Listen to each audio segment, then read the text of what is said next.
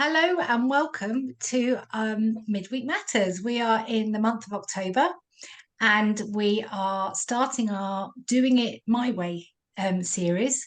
It is World CP Day within the month, and we wanted to give this opportunity to celebrate the achievements and journeys of many people within the community. And we are kicking off this evening with our first guest, Charlie Randell. Charlie Randell, otherwise known as NQPC, is a content creator, podcaster, and a disability and equality.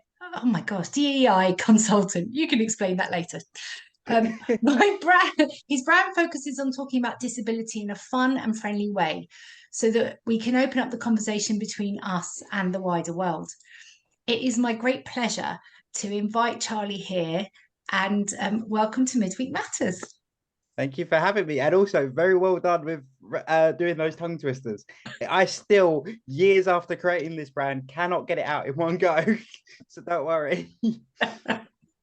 Can you just remind me or expand on the DEI consultant piece? Yes, so DEI consulting basically consists on me talking to businesses, employers, employees about how they can better improve and better serve the disabled community, and being sort of a person on the inside for them, and sort of just opening up those conversations of how actually to support someone with a disability, and also highlighting that oftentimes it's less complex than they may originally think.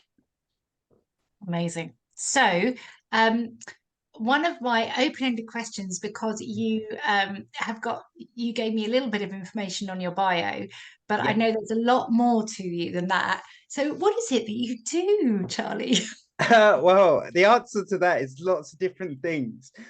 So I have a day job, which means I work in local government, helping place kids with disabilities in school. So that's my day job. And then as a freelancer, I do my DEI consulting, as mentioned, helping businesses and helping recruiters be more inclusive, and sort of opening up that conversation in the recruitment space.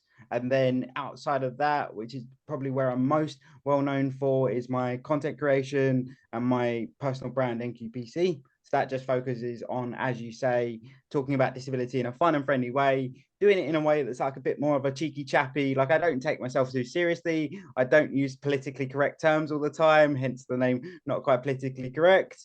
And then on top of that, as a spin-off from NQPC, I've now branched out into podcasting, which is a very similar thing to my personal brand, but it focuses on bringing the conversation of disability to the wider community by almost sprinkling it in and not slapping them around the face with it.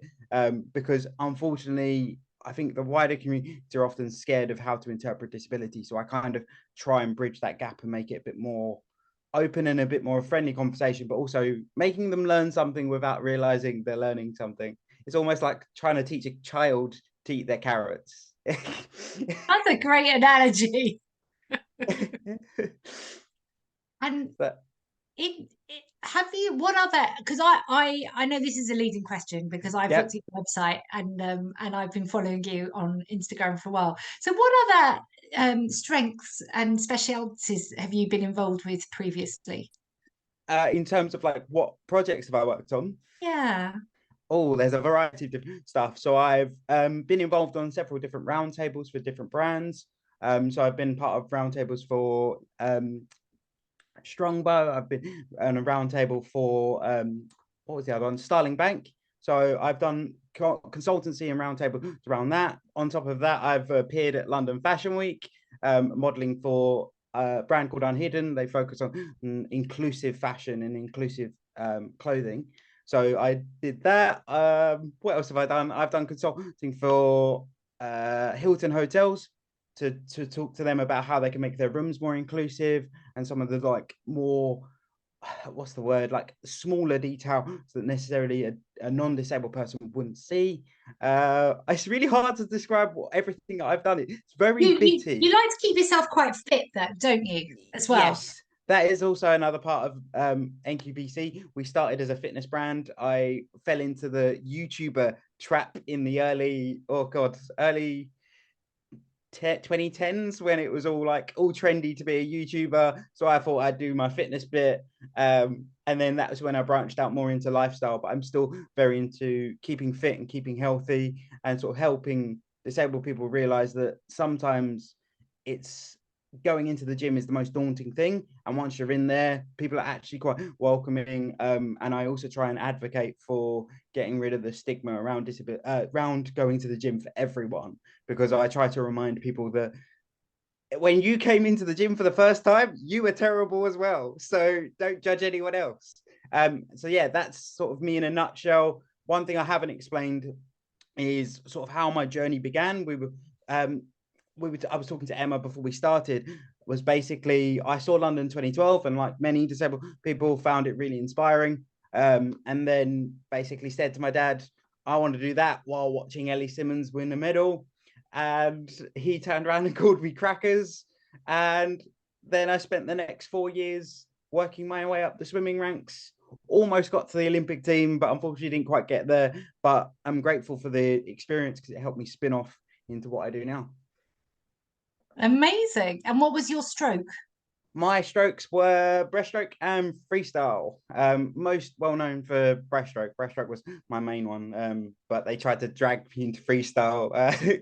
So yeah, I was very much happy to do anything, but my specialty was freestyle. No, was front. Yeah, breaststroke. God, I can't even talk today. That's okay. It's absolutely fine.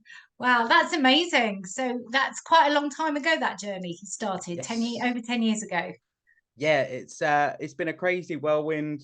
We've changed so much. Like I've changed the way I view things so much, and I've changed the way I've positioned the brands and the things I work on so much compared to when I first started. It was very much for anyone in the fitness industry, it was very much bro fitness. It was very much like make sure you eat enough protein, make sure you eat enough this, make sure you're doing this exercise. It's very bodybuildery, and now we're very different. We're more inclusive and trying to bring a much wider conversation in rather than it being fitness focused, because I realized that I was too opinionated on many different topics to just stick to one. So that's why I spun off into what I do now.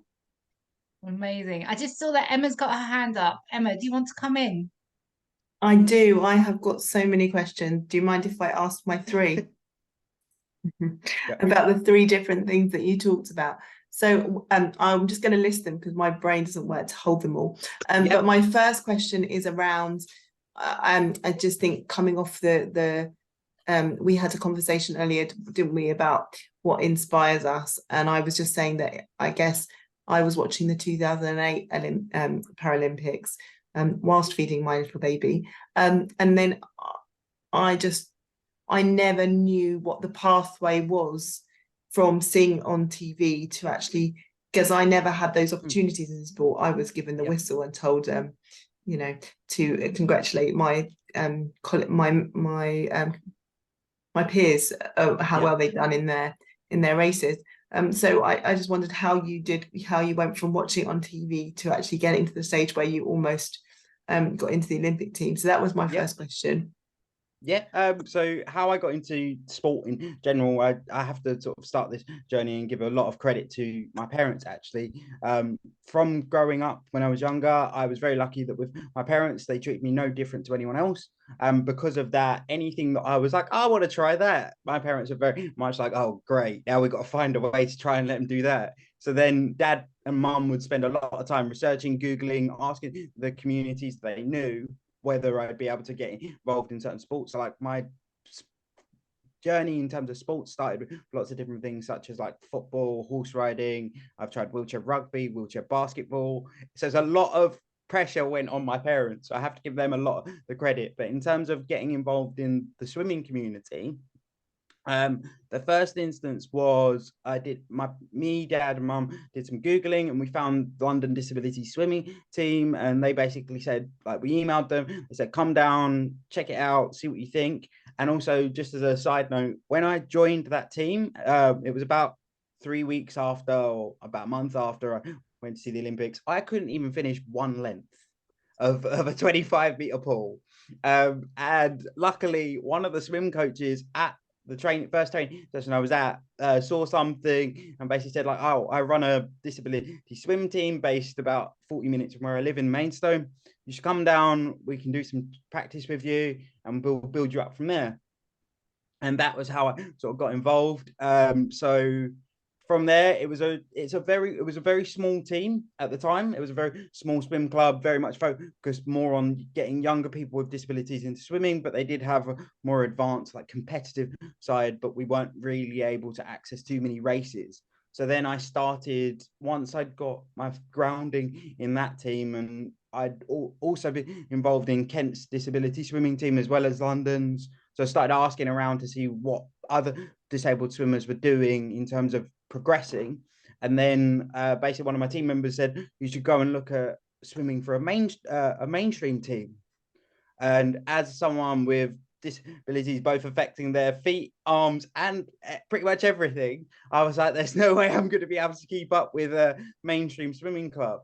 But luckily, I went down to a swimming club based in Greenwich and just had the conversation and said, look, this is my scenario. I haven't really got much space to grow. Like, I can't really go anywhere. Is there anything you can do? And luckily, extremely luckily, one of the coaches said, I tell you what, come down, we'll do a training session with you. And it eventually got agreed that because I was classified as quite a severe, I suppose, for want of a better word, classification, so I couldn't really swim at the level of the able-bodied swimmers. So they then had the agreement of once a week they would come in and they would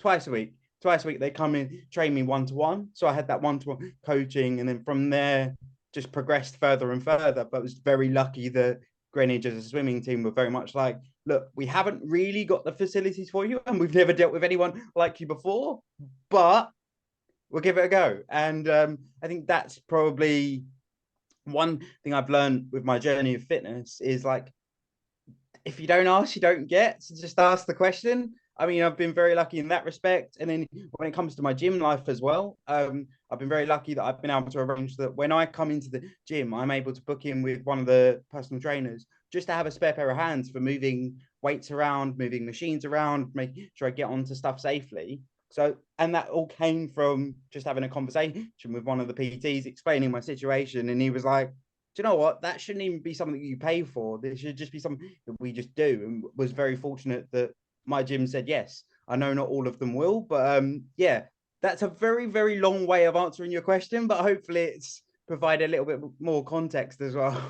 No, I think it's answered a lot of questions, and it strikes me very much that, as is often the case, that it's often down to luck and people meeting people who personally will put themselves out or going above and beyond, which, like your gym instructor said, it probably shouldn't be that way, but that tends to be the way with a lot of things. But hopefully they're the people that are shining lights for other people to follow suit. My other two questions were kind of related. So one was your comment about you going in and giving some advice to different organizations to make things disabled friendly. And this isn't meant to be a challenging question in any way, so I apologize if it comes out as challenging, but I'm often asked similar questions and I often feel, well, am I going to notice everything? Am I equipped enough to answer for the disabled community? And I just wondered how you handled that. And just quickly, the second question, which is kind of but not related, is you spoke about bringing it out into the mainstream and not putting it in their faces. Yeah. How do we do that in a gentle way, or what's been a way that you found successful as a I think they're related. I don't know if they could be completely unrelated, but I feel like they're kind of similar. That's absolutely fine. I can answer my questions. So in regards to your question about DEI consulting and how I recommend supporting the wider community that I can't necessarily speak on with lived experience. I try and speak on as much as I can, obviously being quite immersed in the disabled community through my social media work, but then I'm also a big advocate of consulting with other people and pointing in the direction of other people. So if there's a topic like such as autism, and I'm not autistic, don't have too much involvement in that space, I will then point to another creator that I know is very confident speaking on autism and say, look, I'm not fully equipped to have this conversation with you, but I will refer you to a friend of mine who knows all about it, has lived experience, and will be able to articulate exactly how to support someone with that need. But then on the flip side of that, I try and give a wider lens as well, because I'm a big believer, which is a bit controversial, of there is a space for both the social model and the medical model together. Join the Because club. because for me, it's all about like people like I know there's a big movement at the moment of getting rid of boxes and stopping putting people in boxes, but then also it allows people to have a reference point of to look at. Like you have to be able to say, okay, Charlie's got a physical disability, so that means we're going to be probably looking at these areas for supporting him in the recruitment space or in the employment space. So like they know where they're going to be looking. Whereas if they're looking at a neurodiverse person, they're going to be looking at completely different sections. But the base level of knowledge is there. So then all you have to articulate is, remember, every condition is different. Every person is different. Every person with cerebral palsy is different. There is such a big spectrum, but have that base level of knowledge and then have a one-to-one, like honest conversation with the disabled person. Because at the end of the day, all of us know our disabilities better than anyone else. Also, all of us are pretty sick of talking about our disabilities, but we'll happily do it if it means it will help us in the long run. So I think that's how I'd answer that, is just bringing it. I've lost my train of thought now, but yeah, it's just about referring to other people and really understanding that I can't speak on everything, but I can give you an overview to the situation, if that makes sense. Sorry, can you remind me of your second question? So just my last question was just a bit about, you'd spoken about it at the beginning with Mim, about trying to get the disability conversation more into the mainstream and doing it in a way that's not, I think your term was, not too much in their face and doing it gently. I just wondered if you could give some examples of the way that you do that, just so that we can all learn. I mean, in my day-to-day life, I'm 90% sure that a load of people watching and listening to this probably do the same thing. The biggest way to make it a more comfortable and easier conversation is unfortunately bringing comedy into it. And I'm a big believer of, like, if you can bring some comedy into it, it makes it relatable. It makes it eases that ice barrier that's automatically there whenever someone who's not been exposed to disability is now faced with it. Now, there is an argument to say, why do I have to fall on my own sword and make a joke for myself? But it's just about making that conversation less awkward, because unfortunately, we know our disabilities back to front, forward and back, but someone coming in doesn't. And then that comes back to my original point of, if you're not comfortable talking on your disability and you're sick of having to do the dance of, oh, I'm Charlie, I have this, I have that, then I would say, if you can, refer to someone who is able to speak on that. And the reason I say that is a really horrible thing that the community have as the wider community of, oftentimes, if you jump down their throat, that is the brush that they see every disabled person with. And it might just be, they forget the aspect of, you're a human, you might have just been having a bad day and you just were sick of having to do this dance every 5 minutes.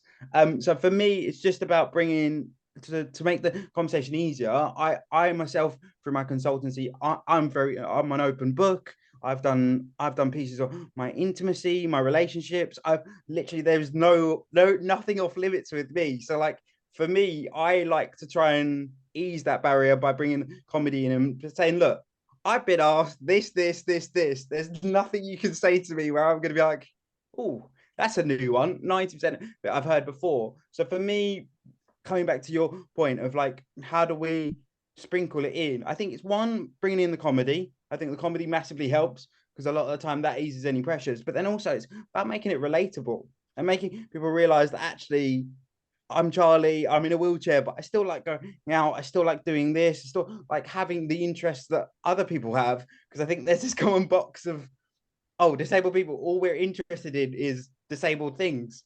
And actually, like, no, we like music. We like going on holiday. We like food. We like this. We like that. And it's about almost making sure when you have those conversations with the wider community and making sure that it's not the focus of the conversation, you kind of have the conversation of this is the disability, this is how it affects me, and then move on. Don't try not to get trapped in that, oh, actually, let's just spend the next 4 hours talking about your disability.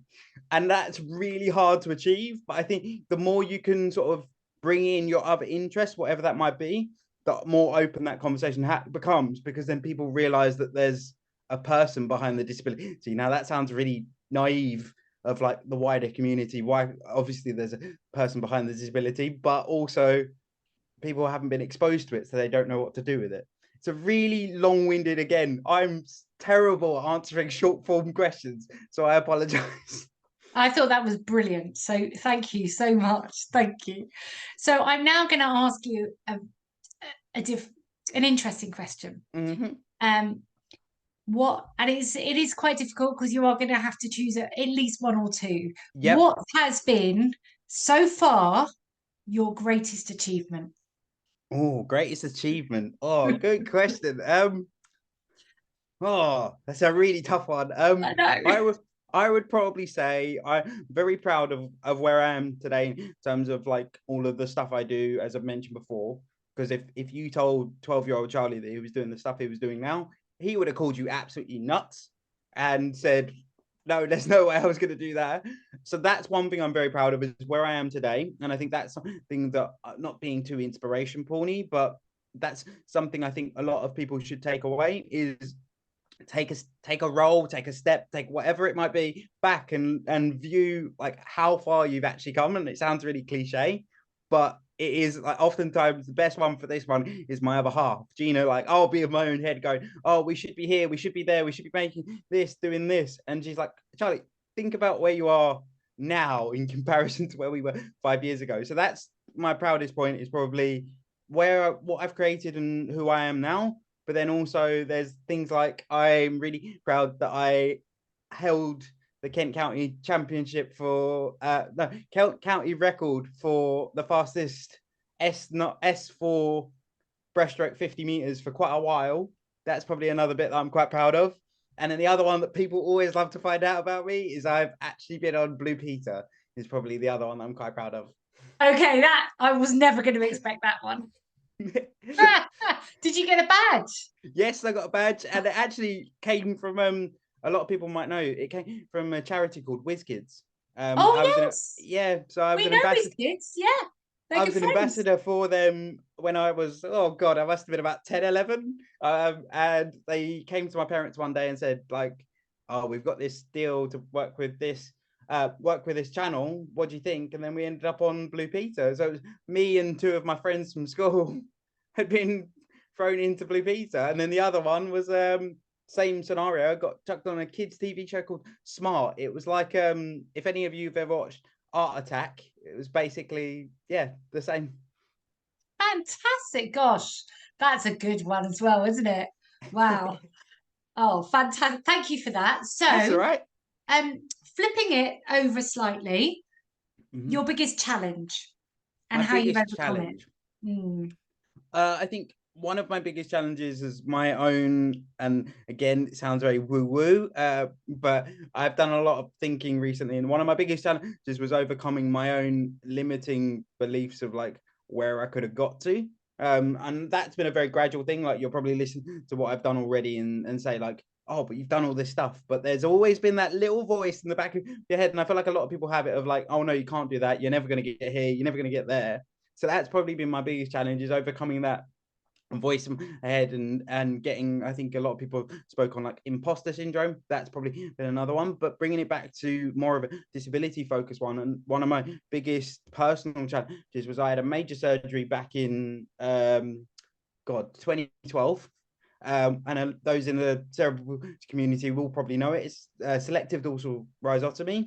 So we flew out to America when I was 12 and had that surgery. But what we didn't anticipate was the effect it would have on me in terms of removing almost all of my spasticity. But I didn't realize how much I was using my spasticity to essentially hold myself up, do all these daily tasks. So I came out of that surgery and I was basically a lump of jelly. And to give you full context, my mum love her to bits, but she's not the most emotive person. And the first thing I saw was my mum in tears going, I think I've ruined Charlie. And it was obviously quite heart-wrenching. And obviously I've just woken up from anesthetic going, what the hell's happened here? And then from there, I had to go through quite a lot of intensive physio. One story I always tell is when I was first allowed out of bed, I got to the toilet, but then realized I couldn't hold my head up. So I had to get my dad to stand in front of me just to rest my head on him because I didn't have the neck strength to hold my head up. And then, so from there, I realized that I literally had to relearn how to do everything. Another one of the stories that brings it home for a lot of people is I always had a love for swimming, but not to the point of I had in later in life, but I still loved it. So I'd had my 6 weeks was up and I was allowed into the swimming pool. My scar was all healed and my dad put me in the swimming pool and I used to use my spasticity to swim. So I just sank to the bottom and dad had to dive in and get me. So that's probably one of my big challenges was overcoming SDR and also overcoming that constant battle. I feel like a lot of the cerebral palsy community and disabled community in general face of like physiotherapy, even as a kid, it sucked. I hated it. And then obviously being thrown in by SDR and being forced to like say, okay, if you don't do the work, you're going to end up worse than you started out. Then it becomes really tricky. And I'm very great. That's where I'm so grateful I did find swimming and did find going to the gym because it made that less of a chore because it was something that I actually enjoyed doing. And that's something I advocate massively for younger people with disabilities is get rid of this like stereotypical physio stuff because no one enjoys it. Obviously, sometimes you got to do it because you got to work on certain areas and specific things. But if you can find something that they don't realize they're doing it, it's like I said earlier about teaching the wider community about disability. If they don't realize they've learned something new, they're going to take it in. Whereas it's the same with physio. If you force someone to do something, they're not going to want to do it. But if you give them something they actually enjoy doing, they'll do it any day of the week. And that was what my mum said to me. She was like, when you were 10, I couldn't get you to do physio for love or money. Then all of a sudden 2012 happens and you're basically living in a pool and living in the gym all the time. So it's just about finding that thing that's interested you. But yeah, coming back to your point, that was a massive journey when I was younger. And also at the time when I went for the surgery, I wasn't an advocate for it. I didn't want to go through any other surgeries. And my mum kind of made a decision on my behalf. And obviously I'm grateful now. It's massively supported me. But at the time, I was a classic teenager, just wanted to sit and play PlayStation. Leave me the hell alone, mum. I don't want to do this.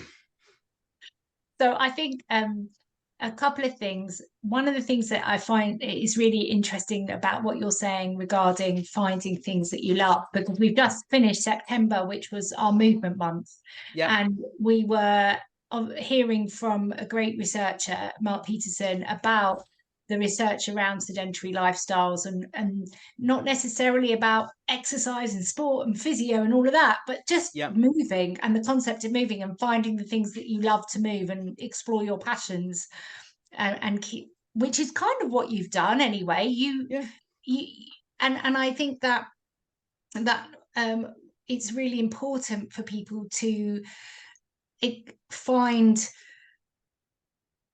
be able to access those things as well. So and that's, you know, one of the things that I think as a child growing up is so important, that if you haven't had that positive experience of movement outside of your physio sessions and found the whatever it is that you enjoy doing it, even if it's something like playing a musical instrument, that's movement, you know, that's breathing, that's or art, or, you know, anything that creates that movement in your body, then it's much harder to re-engage it with it as an adult when everyone's telling you.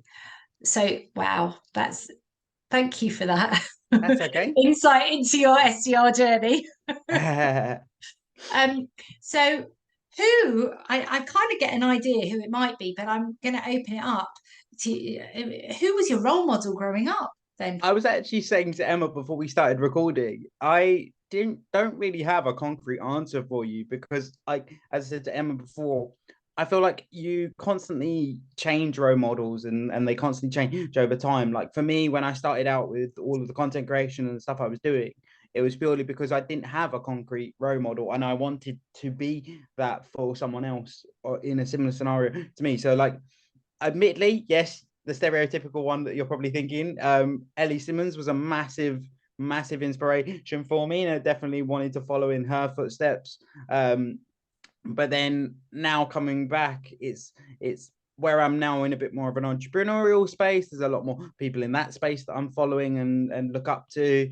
So it's very difficult to answer, but I think my childhood one would probably be Ellie Simmons, and before that, probably just a Chelsea football player, because I'm a Chelsea fan, and basically got that drummed into me from a very young age. Fantastic. So I wanted to take you back to one of the comments that you said about it not being, and there's nothing off limits when you on your Instagram page and everything that you do.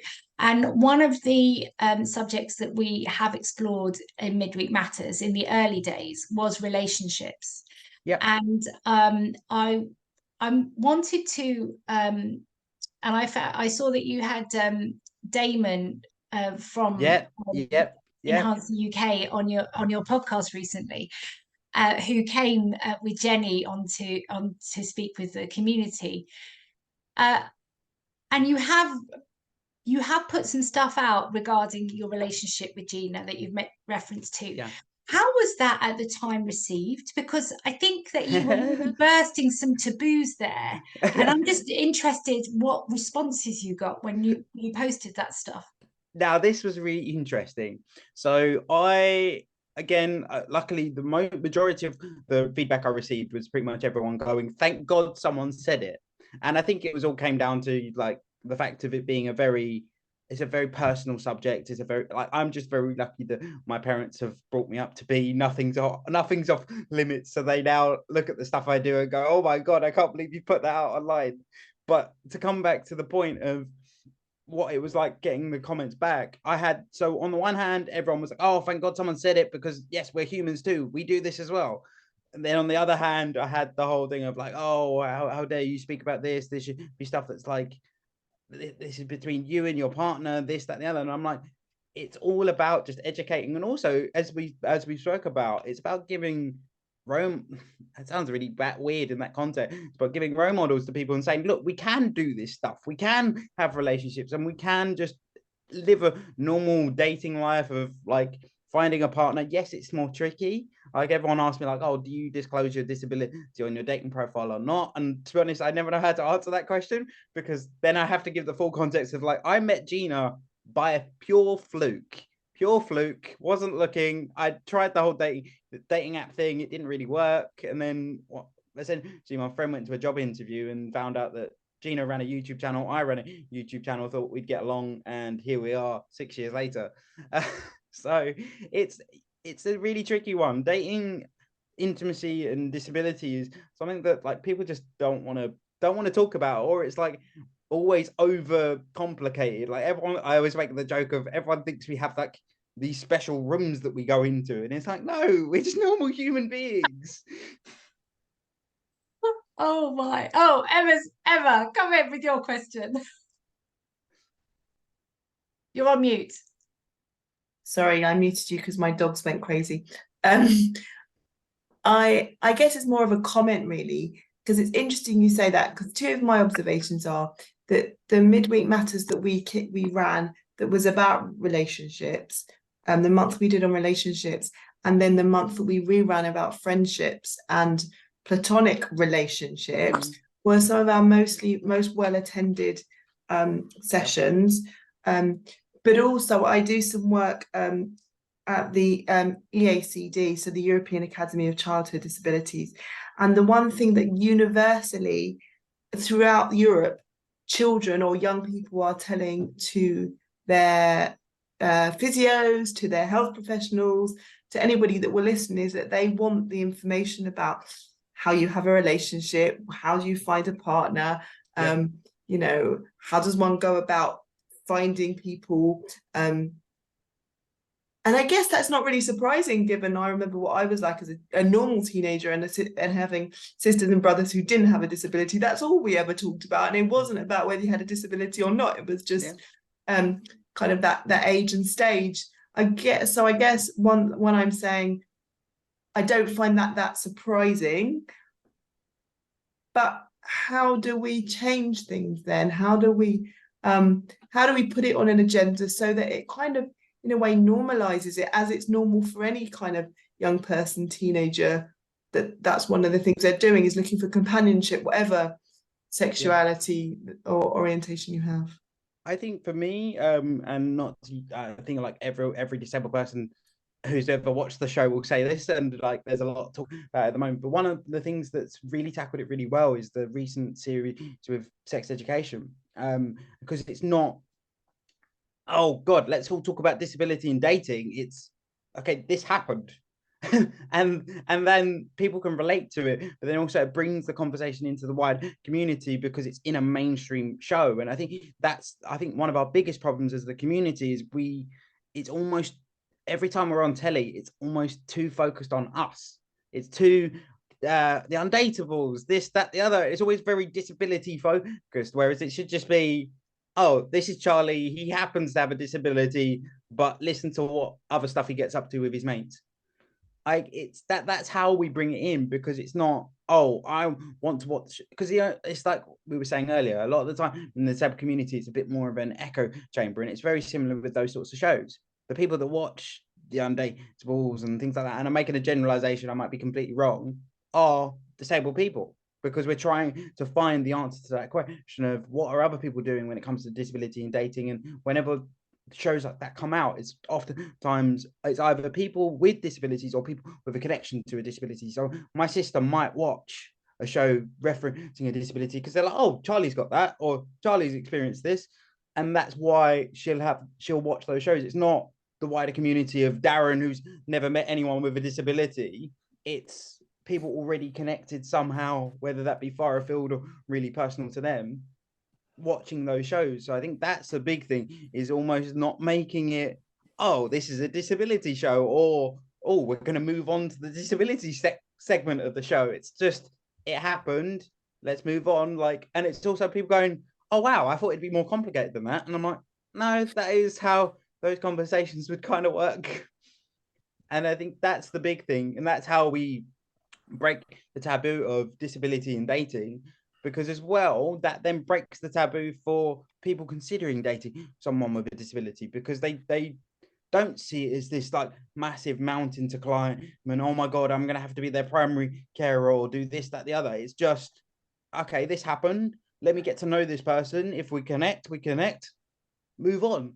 Like that should be how it worked, and that luckily was how it worked with me and Gina. It was kind of, we just fired questions at each other. She'd ask some about my disability, she'd ask some about just my interests, and then here we are. And it wasn't like Gina had no exposure to disability. So I'm always very keen to point that out, because it shows that it's possible for anyone. Like she had no exposure to disability. Now she works for a disability marketing agency.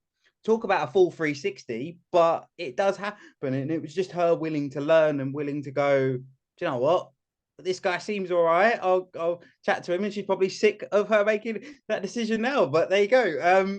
Yeah. And it's just about making those conversations more mainstream. And that's pretty much the topic I keep coming back to, is just stop overcomplicating it. And I think that's what I focus on with what I do, is like, everyone's far too, in my personal opinion, we're far too wrapped up in what language we're using. Are we using the right words? Are we using the right terminologies? I don't want to offend someone. Whereas your average Joe offends someone every 5 minutes, but it's just not headline news. It's just like, oh, okay, he's been a bit of a pain, let's just move on. I have to say that I agree with you, and Miriam will know because she's with me far too much now these days, but how incredibly excited I got when I watched the Olympics and the Paralympics and sports now, where you have disabled athletes alongside able-bodied athletes commentating on both races, and Mhm. when someone like Rosie Jones goes on Question Time and she isn't asked any question about disability, she's just there as representing society. That's Yep. where I think that we're going to start to see some change, when it just becomes run of the mill that that people come in all different shapes and sizes, and I think that disability is one of the last taboos that we have to start tackling. So it's lovely to hear someone like you with such energy and enthusiasm sharing similar opinions, because you kind of feel that maybe you're on the right track. And it will be nice to share. We actually know that one of the guys that is in this new series of sex education, so be nice to feed that back to him too, that he's doing a good job. Yeah, I mean, I'm a massive fanboy, and definitely, if I can, I'll say it on here. If I could get his number for a possible podcast episode, that would be great. I'm sure he would love that. Actually, We shall do some matchmaking. We will talk about getting you in touch with Karen Day after this. Right.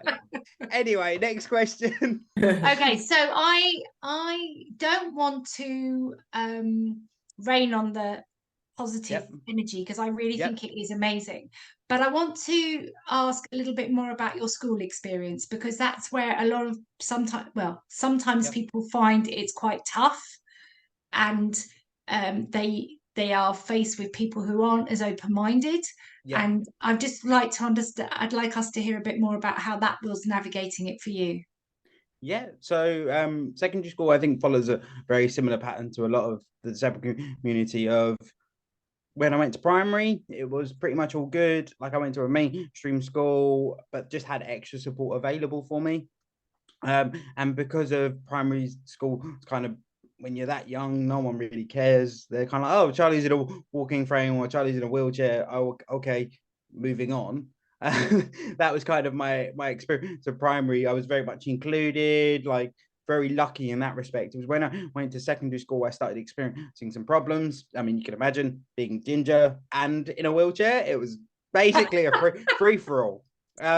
But I was just my biggest mistake, and I say this on most talks I do, is my biggest mistake when it came to school, and I think every young person makes this, is I want to be part of the popular crew. That's probably my biggest mistake, because they weren't the people I connected with. And I think the rule should just be find the people you connect with. So when I got to about 16, 17, I started, because in my school it was really weird. So like we were split up into like houses, like the stereotypical houses of like sports days. It was like that, but it was like permanent. So like you constantly, until 7 to year 9, you were in your blocks. Like you stayed in yellow, you stayed in blue, and you didn't really mix. But then when we got to year 9, it was like suddenly we mixed. And then that was when I started finding connections with other people. And that was when I found my strange bunch of friends that I have now. And luckily, we're all very open with each other, because we've all experienced different things. Like one of my best friends has got sickle cell anemia. So we can connect on a lot of the medical side of things and like the stupid stuff that happens to you in hospitals. Whereas like other people I was just able to connect with on a different level, just because we had similar interests. And I think that's the big thing, is just don't get too wrapped up in like, oh, I need to be friends with this person. Go with the people that you actually connect with, because as well as disabled people, oftentimes if we need support, they're the people you're going to want in your corner, because it's not a weird conversation. Because like many a time have I got out with my friends, we've had a few beers before, and then I suddenly realize, oh wait, I haven't got my shoes on, and I'm about to go to my friend, can you put my shoes on? And it's turned into this whole hysterical 20 minutes of trying to figure out how to get Charlie's shoes on. But it's not a weird conversation. Whereas like if I had that conversation in when I was 7, 8, 9, obviously an element of maturity does come into it, but those would have been very awkward conversations. Whereas like with my friendship group, even at that time, it was a very much open conversation of, oh, okay, Charlie needs help with this. Okay, who's available to do it, was essentially the conversation. And that's probably what advice I'd give, is just be open, be honest, and as cliche as it sounds, like if they don't get on board with it, they're not the right people for you. And that sounds really like, oh great, Charlie's spitting the same thing that everyone else says. But it is true, and I can only speak on what I've experienced. And it was just me going, actually, I'm going to be 100% honest. I need help with this. can you do it? And they go, yeah, okay. And that was the end of the conversation. That's really fascinating. I think that, you know, as an adolescent, it is really important to find your tribe.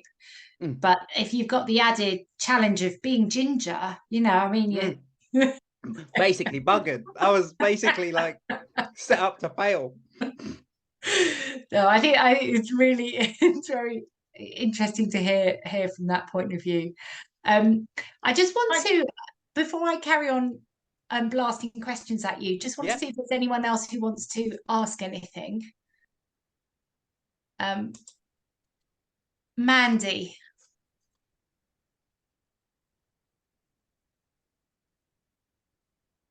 Yeah, can you hear me? Yeah, Yep. we can hear you. Hi. Hi, nice to meet you. Hi, sorry I was late. I had the problem with the link. But you're a very funny guy, the way you put it over, very humorous. I think we would go on very well because I do the same sort of thing. And when you're talking about your partner, my partner is able-bodied and he never had an issue with me in the wheelchair at all. In fact, it was me that had the problem. And I was saying, like, why would you want to go out with me? And it was me that had the issue. And he asked me to go out with him. I was like, no, no. And he kept persisting. And then the third time, it was like, I was like, but why? And he said, because I like a girl with her own wheels. And then that was it. I was so, but that was a learning thing because he never mentioned the wheelchair. It was me that had the attitude about it because I was presuming he would be, but honestly, he never saw it. And like your partner, he hadn't been round disabled people either. Yeah. So maybe he wasn't looking for an issue. Maybe that's what it was. But what you were saying about, I was thinking about the Undateables. I used to hate that program. I absolutely hate it because even before you look at the program itself or the content, the title was very negative. You know, and then why do we all have to get shoved in a box and say, oh, like, you are like special people? You know, and I always say you get two types of people. You get the ones that feel sorry for you. Oh, poor man, they can't do this or whatever. And then you get the other type of person, the other side of the scale, that thinks you're a superhero because you can pour your own cereal. So, and I think there has to be a balance in between it somewhere. Yeah, completely agree. Completely agree. And as you've said, I think the two things there is one of the other things I've now realized is a thing that I didn't even know existed till a couple of months ago. Internalized ableism is such a tricky scenario to work your way around. Like I've had it the whole, like you say, why would you want to date me? I'm the guy in the wheelchair. Luckily, and that comes back to sort of the fitness journey as well. I was a stereotypical teenage boy of like, I'm going to go to the gym purely for the aspect of that means more girls are going to be interested.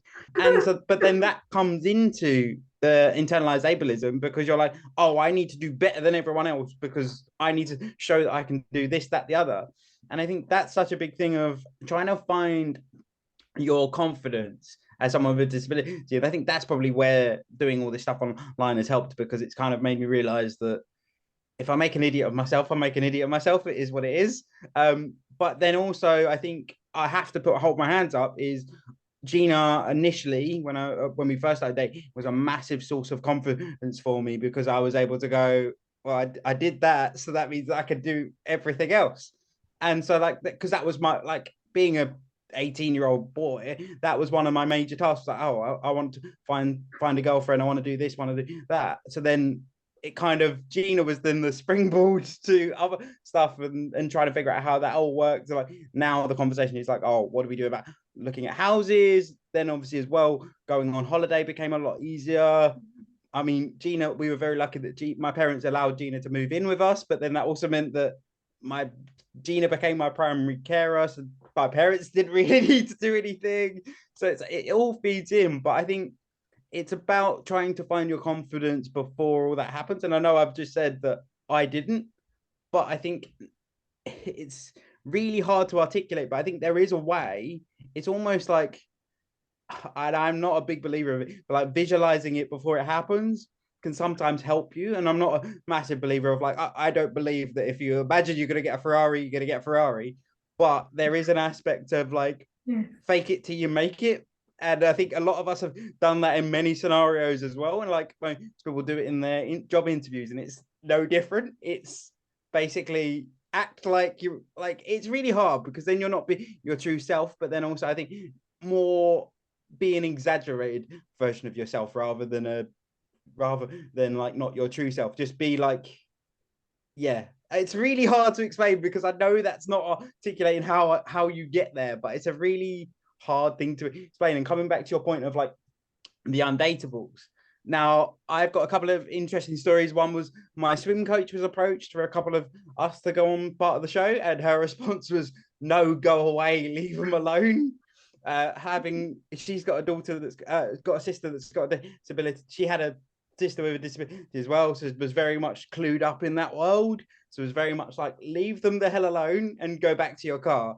But then on the flip side, a good friend of mine, George Dow, was on the show, and he said, although he didn't end up with the person from the show, he did enjoy the show. And actually it was how him and now his girlfriend connected. Was like, she was like, oh, I saw you on the Undateable, and just started the conversation there. So it's a very like mixed bag. Like I completely agree on the one side, like I was the exact same as you, like the Undateable is a stupid show, it's so negative, this, that, the other. But then actually once I spoke to George, I was like, oh, actually there was some positives to it. I think it's all just how it was packaged. If you could package it, but then it comes back to exactly what I campaign for. No, I bet you no disabled person was consulted in the process of coming up with a name. Can I just add one thing into the mix as well, Charlie? Just because we hope that some younger people might also be watching it who aren't here today, is that your advice, and as a coach by background, I love your advice about fake it till you make it, because I think it's something about once you start believing something, you start noticing opportunities and things within the universe and people.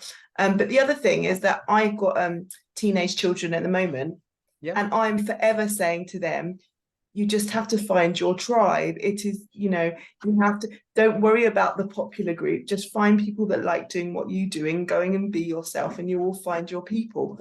So I think it's a similar message to what you were saying earlier, that yes, we might find it more difficult to find our tribe because of disability, but everybody as a teenager is trying to find their tribe. And in some ways, we're just more out there about it because we have that physical disability. I don't know, but I just think some of the issues are disability related, and some of them are teenage, finding your confidence related too. I don't know. I think the weirdest thing about me, and there are probably other people out there very similar, like because of my disability and because of not being able to run after someone and do all those things, it then meant that like I was always the loud one in the room. I was always the one cracking jokes. I was always like the over extroverted person, and I'm still that now. But then I think that helped me massively when it came to school stuff, because although experiencing some bullying, I was never really disliked by many because I was kind of almost friends with everyone, just because everyone knew me because I was the loud disabled ginger one, that just kind of says it how it is and was always cracking jokes. And I think that's the other thing, is a lot of the time one of the hidden talents of many disabled people is like we have to be articulate with our needs, or we have to find ways of communicating our needs, which then means that like actually from a connection point of view, we're probably able to connect with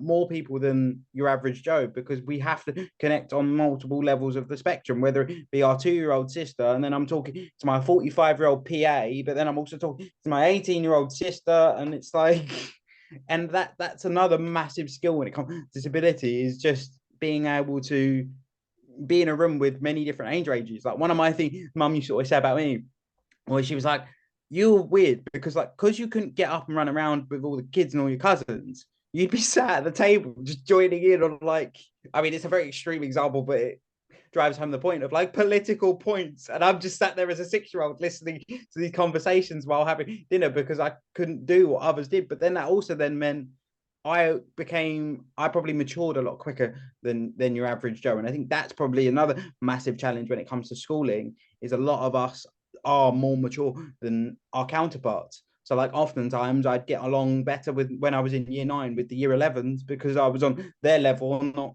my level. It's really strange. That's a really good insight, though, I think. Thank you for that. That's all right. Sarah, do you want to come in with your question? You've got your hand up. I applied for the undateable. Say that again, Sarah. I applied to undateable, and I didn't get it. I thought maybe I'll do it. So no idea. Yeah, but I didn't really want to go to the right over it. I want to go right. Has Sarah gone quiet for everybody? Yes, she's gone very Yeah, quiet.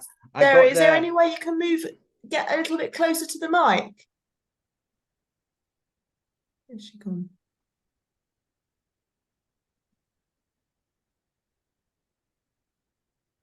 You still there, Sarah? Can you hear me? That's better. Yeah, I applied for undateables, but I didn't get it. I got rejected. And the reason why I wanted to go on undateables was to get famous. Fair play. Fair play. I had no intention of going out with the person. I just wanted to build my social media up. And I think that's what they thought I was going to be, that I was going to be like a rebel and like, not, oh, I'm going to find love and we're all going to hop together in the light. Fantastic. And they boost the ratings up and it's a win-win for them. And it's supposed to be a win-win for me. But no, I had no intention of going out with a man. I just wanted to get famous. Love that. I love your honesty, Sarah. Can't beat it, really. That is quality. To be fair, it'd be the exact probably thing I would do. If you had probably asked me now, that would probably be why I would have done it. Before I move on to my next question for Charlie, has anyone else got anything that they wanted to explore, add, ask? There is a question in the chat from Abby. Abby, do you want to ask your question or do you want me to read it for you?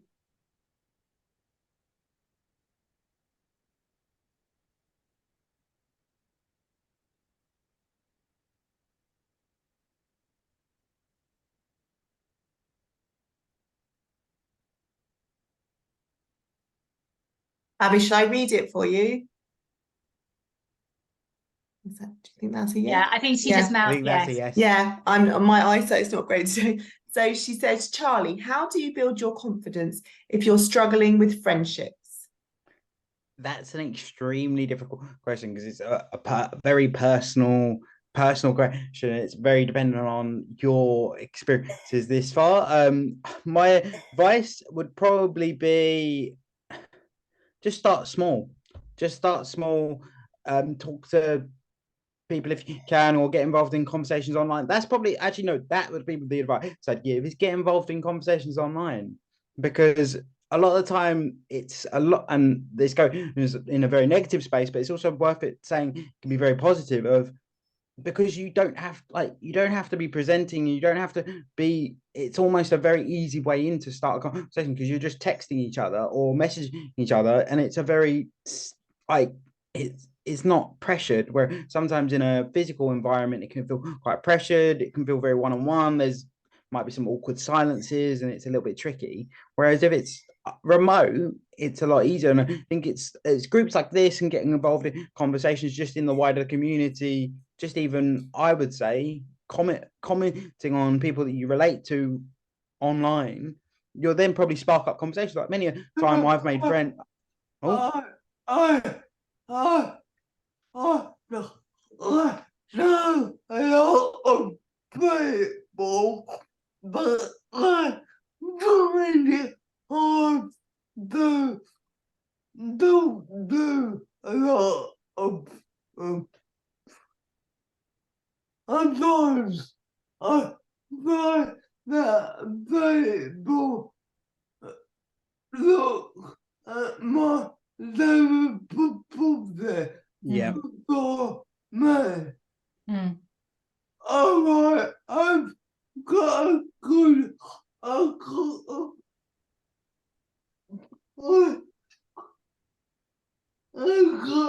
a good mix of friends, but I find it hard to unavailable.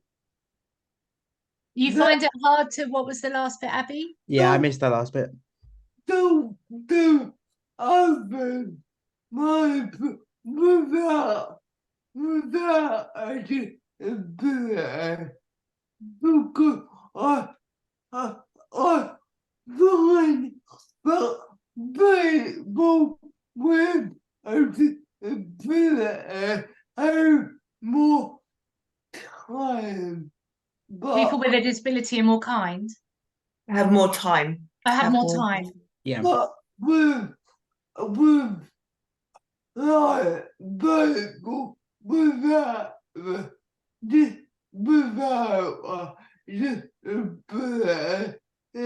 I feel like I like in their life. I feel like I'm either in their life.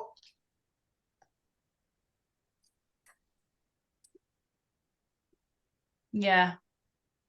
I think what Abby's from what you said, Abby, and I hope you don't mind me paraphrasing, is that you have got friends, but it's harder to make friends with people who don't have a disability. Yeah. And I think time is a big thing for everybody in this society, isn't it?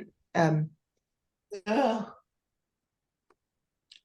And I think that's also really hard as well because it's, I completely get what you mean. It's like it's finding the time to meet up with different people, and oftentimes the everybody community can be a bit more chaotic and everything else. And obviously as well, they might not have as much of an understanding of your disabilities and how that impacts your tiredness or anything like that. And I think it's just about having those chats and conversations with the disabled community. And I think that's also where I'm trying to bridge the conversation of just making people more aware of it, that oftentimes going out can be more tiring, but also oftentimes like some people have more time than others. And I think that's something that as you get older gets harder and harder and harder to do. Of like, my friends will tell me like, I am the worst for trying to find time to meet up with them. I hold my hands up to it because I'm doing this, that, the other. I'm working, I'm at the gym, I'm doing this.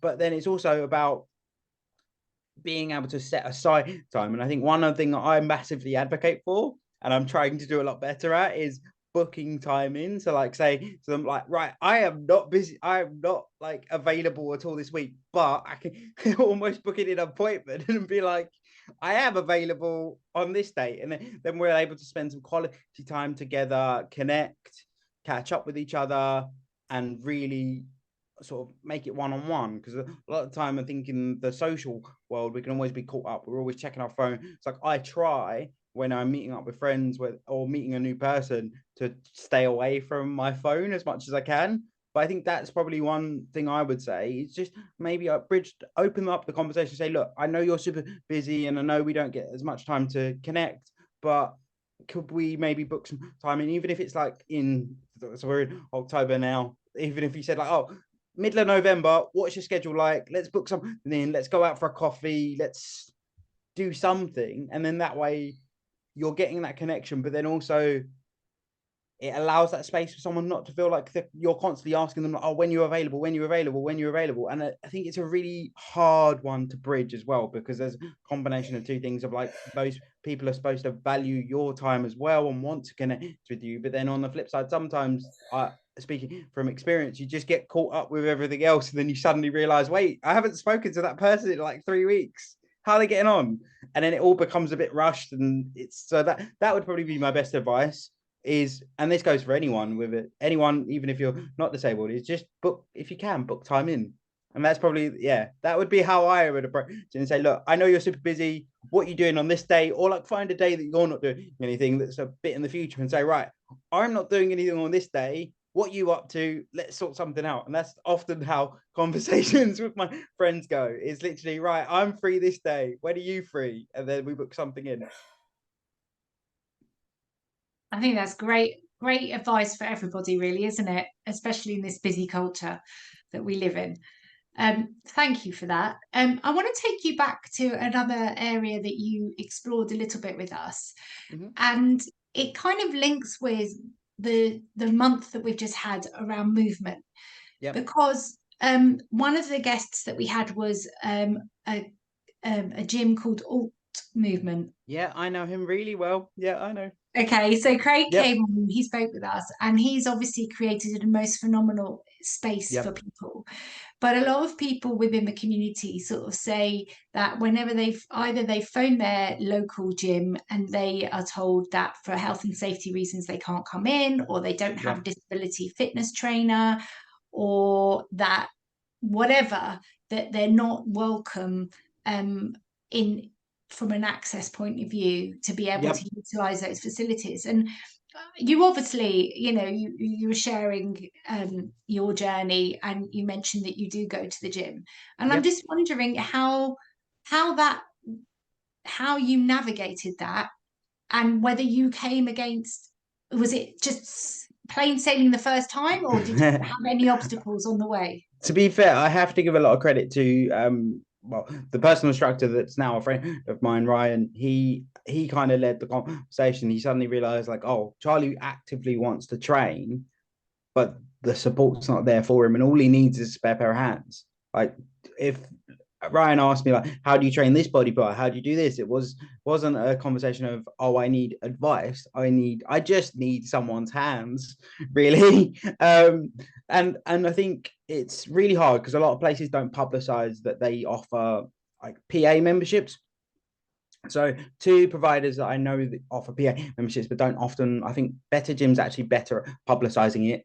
A lot of better gyms do offer PA memberships, which basically means they might not be able to offer you a specialized trainer, but they will allow you to bring in a member of your family, friend, carer, PA, anyone to come in and support you. The only sticky bit, which me and Gina constantly battle against, is that person's then not allowed to train, which is really frustrating, because they're there anyway. But then another major chain that does offer PA memberships, but doesn't publicize it very often, but if you ask them, they will often provide it, and that's Pure Gyms. Pure Gyms do offer a PA membership, and when I did some work with them, that is their solution, is offering a PA membership. Now that's really tricky because of sometimes you do want that extra piece of advice, especially when it comes to disability and training. But that's when I would say combine the two and go speak to myself, speak to Craig, just kind of link the two, and maybe go speak to one of us, and we'll be happy to help you out on and sort of give our experience and what we can to help you. But then on the flip side, there are slowly becoming more and more disability focused trainers. The friend that's taken over from the guy that's originally set it up, he's now doing a disability PT qualification thanks to me. He got really inspired, and now he's doing that as a career path. So there is slowly becoming more and more exposure to gym fitness for disabled people, but oftentimes it's like the thing with hotels, and I think many people have this of like, they just don't publicize it, and it would be much better if they just put it there in black and white, and then you know what you're going to get. But yeah, my best advice would be just go to your gym and say, look, I really want to come in and train. I'm concerned because I know I'm going to need support. And oftentimes as well, in regards to your health and safety query, oftentimes if you say to them, I will sign a waiver they'll often give you that option. Some people are iffy, but they're not as well. The other thing I'd advise, even if you're going to a gym that doesn't offer the PA membership, give them a bit of an ultimatum and say, look, right, okay, I want to join this gym. I'm going to pay for this membership. You don't have a member of staff that you can supply me, so therefore, can I bring in someone to support me? And it puts them in a really sticky situation because they can't fix it, but you've offered them a solution. So a lot of the time they might offer a bespoke situation of saying, look, okay, yes, you're allowed to do that. And that's sort of how I came across being able to have the support of the PTs. It was just a case of, I asked the question. It wasn't something they publicized or did. It was just, if I did this, would this be allowed? And they kind of agreed. So that can happen. I'm not saying every gym's going to agree to it, but it's worth with the idea of using the chains I've just described that do have the PA memberships. And then if you aren't near one of those, offer the solution. Say to them, look, well, her Pure Gym down the road are offering it. Aren't you losing out on money by not offering it? It's about giving disabled people the power to say, oh, we have money too. And that's something we campaign for all the time, is that people don't think disabled people want to do anything. They don't think they want to go to the gym. They don't think they want to go out to dinner. Actually, they do. And people don't realize that actually by not having a ramp or having an accessible solution, they're missing out on financial. So I think for me, when it comes to gyms, is point that out to gyms, but then also maybe look at some of the guys that are already providing it and just ask the question. That's brilliant. That is amazing information. I don't want to go into the next question too much detail because I think I probably can hear from what you already said was the answer. But so we've got into the gym. We've got our personal assistant membership with us. What about if we haven't got a clue what to do with the equipment? What do we do then? Because we want to train. So then I would be, so the two pieces of advice I'd give is look at particularly in the content creator space, there's loads of guys out there that do it. I don't do as much fitness content now, but if you do want to message me and you want support, feel free to do it. I can help you with that. Or there are other creators out there like Craig obviously that you've already had on does it. There's another guy called Ben Clark who does Adapt to Perform. He does a load of wheelchair based fitness programs and also a lot of home stuff. So if you're not comfortable going into the gym, he does a load of programming around stuff that you can do at home with household objects or with some resistance bands. So that's another option. And also Ben is also a qualified PT, so he'll be able to also give you the advice of what might be possible or best for your situation. And then the other piece of advice I would give, if you're feeling a little bit more confident, is look at how maybe able-bodied people do it and look at how you might be able to adapt it. Now that sounds scary and risky, but my best advice would be just start small. If you're doing weights, start small, see how it feels. If you don't feel right, don't keep doing it. If it feels good, then work from there. And then the other thing as well is, as much as we've just discussed that there aren't specialist disability PTs, speak to the PTs in the gym. They might not be well versed in your disability, but they'll be able to give you a rough guesstimate because they'll understand the biomechanics of how a body should work, and then you can fill in the gap and be like, oh, actually my body can't do this, so I'm going to do this instead. So that would probably be my best advice. As I say, more than happy to give anyone advice if they need it, but there are plenty of other creators out there if you wanted to speak to them that are a bit more fitness focused at the moment. I think that is a brilliant answer. Thank you so much. I wasn't expecting as rich information as that. So thanks, Charlie. That's all right. Okay, so let's go bigger picture. Yep. And let's. I want to ask you. We are going to be specific about cerebral palsy because that's what our focus is. Yeah. What do you think would help more adults with cerebral palsy achieve their ambitions?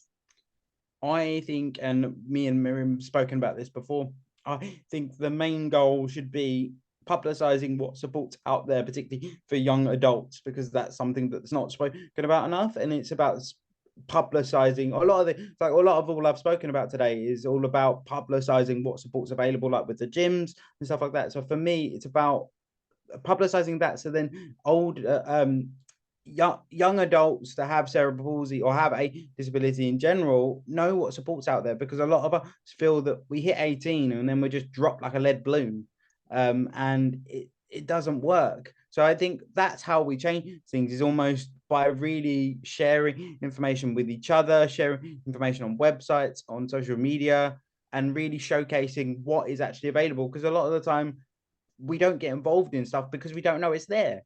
And that's the biggest problem. And it's about how it comes back to what we talked about earlier, of almost it needs to be in mainstream for it to be publicized. Because I always joke and say you're never going to see an advert for a wheelchair on BBC on BBC one day. It's never going to happen, or like ITV. It's never going to happen because it doesn't relate to everyone. Whereas something like fitness, that relates to everyone. So it's about looking at something from the wider picture and going, how can we showcase this, that we support everyone in the community, whether that be able-bodied or disabled? But then it's like I said earlier, it's not making it disability focused. It's about just making it general, but then also having the spin-offs that if they need specific advice, the advice is available. Like we've spoke about before, you almost need like a handbook when it comes to being an adult with a disability or with cerebral palsy. So it's all about publicizing, making it general media, and also just realizing that we are normal people too, and speaking with each other as well. Because I think a lot of the time we can get stuck in our own heads and go, oh, I might be the only one thinking this, when actually the wider community all feel it, and we're the ones that are going to be able to go, oh, actually I had a conversation with this person once and they were able to help me with this scenario. So communication, publicize, and just share anything that you can find, and also ask questions. My dad always says to me, and it's probably one thing that I will say is probably the best piece of advice he gave me: the worst they can say is no. That's all that's going to happen. No one's going to die. The worst is going to say is we can't do that. And that's a thing I think I would say, is just ask the question, take it to media, and just use the community that you have, because a lot of us don't buy it, and we want to publicize that anyway. So why don't we start with each other? Wise words indeed. I think looking back on what we've been able to achieve through Midweek Matters, we've taken, by taking a topic each month and we're having speakers from different areas, not specifically within the CP community, sometimes definitely was, but we also are able to create, like you say, that signposting resource. And I think that empowers people to know where they might find the answers. And again, if they can't find the answers there, then they can ask more questions. But knowing that there are lots of people with lots of information, and connecting that information together is going to help people achieve what their ambitions are. So I completely wholeheartedly agree. Thank you. It gives me honestly, it's been amazing, Charlie. It's been such a wonderful evening. I'm so pleased to hear you share with us how you're doing it your way. It is a phenomenal roller coaster, and I will continue to enjoy watching the next posts on Instagram and listening to your podcasts. So thank you so much for joining us.